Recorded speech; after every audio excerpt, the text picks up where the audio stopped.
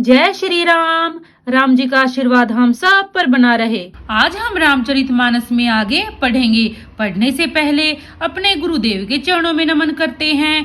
गणेश भगवान, शंकर जी और माता पार्वती का ध्यान करते हुए राम जी और सीता माता के चरणों में नमन करते हैं और हनुमान जी से प्रार्थना करते हैं कि रामचरितमानस को पढ़ने में हमें शक्ति प्रदान करें और पढ़ने में कोई गलती हो तो हमें क्षमा करें।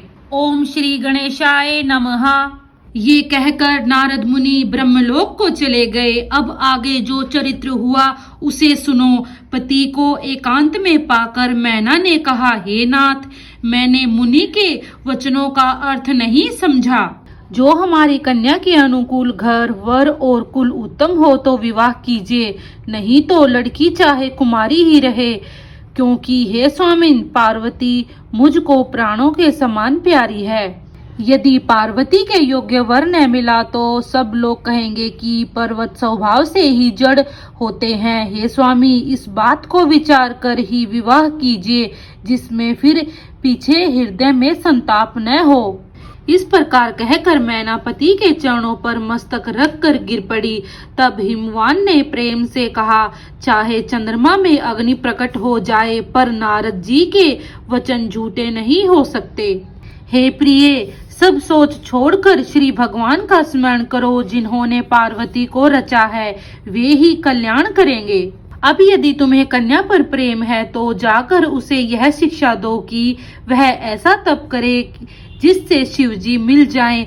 दूसरे उपाय से यह क्लेश नहीं मिटेगा। नारद जी के वचन रहस्य से युक्त हैं और शिव जी समस्त सुंदर गुणों के भंडार हैं। यह विचार तुम संदेह को छोड़ दो। शिव जी सभी तरह से निष्कलंक हैं। पति के वचन सुन मन में प्रसन्न होकर मैना उठकर तुरंत पार्वती के पास गई। पार्वती को देखकर उनकी आंखों में आंसू भर आए। उसे स्नेह के साथ गोद में बैठा लिया, फिर बार बार उसे हृदय से लगाने लगी। प्रेम से मैना का गला भर आया, कुछ कहा नहीं जाता। फिर जगजननी भवानी जी तो सर्वज्ञ ठहरी। वे माता को सुख देने वाली कोमल वाणी से बोली, माँ सुन, मैं तुझे सुनाती हूँ। मैंने ऐसा स्वप्न देखा है कि मुझे एक सुंदर गौर वर्ण श्रेष्ठ ब्राह्मण ने ऐसा उपदेश दिया। हे पार्वती, नारद जी ने जो कहा उसे सत्य समझकर तू जाकर तप कर। फिर यह बात तेरे माता पिता को भी अच्छी लगी है।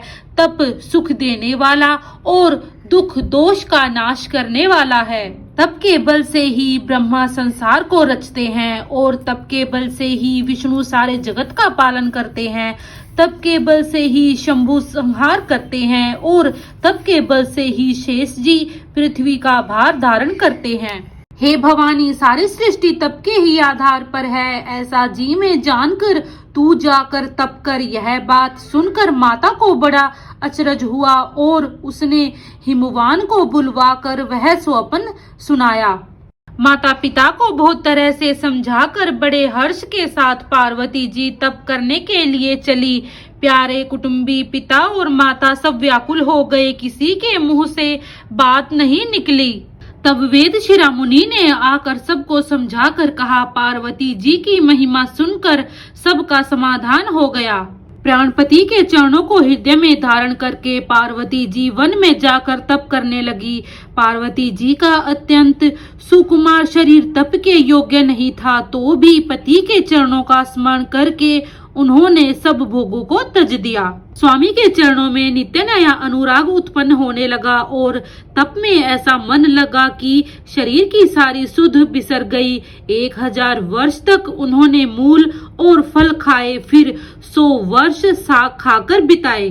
कुछ दिन जल और वायु का भोजन किया और फिर कुछ दिन कठोर उपवास किए। जो बेलपत्र सूखकर पृथ्वी पर गिरते थे, 3000 वर्ष तक उन्हीं को खाया। फिर सूखे पत्ते भी छोड़ दिए। तभी पार्वती का नाम अपर्णा हुआ। तब से उमा का शरीर क्षीण देखकर आकाश से गंभीर ब्रह्मा वाणी हुई, हे पर्वतराज कुमारी, सुन, तेरा मनोरथ सफल हुआ। तू अब सारे असहाय कलेशों को त्याग दे, अब तुझे शिवजी मिलेंगे। हे भवानी, धीर मुनि और ज्ञानी बहुत हुए, पर ऐसा तब किसी ने नहीं किया। अब तू इस श्रेष्ठ ब्रह्मा की वाणी को सदा सत्य और निरंतर पवित्र जानकर अपने हृदय में धारण कर। जब तेरे पिता बुलाने को आवे तब हठ छोड़कर घर चली जाना, और जब तुम्हें सप्तऋषि मिले तब इस वाणी को ठीक समझना। आकाश से कही हुई ब्रह्मा की वाणी को सुनते ही पार्वती जी प्रसन्न हो गई और उनका शरीर पुलकित हो गया। आज हमने श्री रामचरितमानस में पढ़ा कि किस प्रकार माता पार्वती ने कठोर तप से भगवान शिव को पति रूप में प्राप्त किया। आपको वीडियो कैसी लगी कृपया कमेंट बॉक्स में जरूर बताइए। वीडियो को लाइक कीजिए, शेयर कीजिए। अगर आप चैनल पे नए हैं तो चैनल को सब्सक्राइब कीजिए। जय श्री राम।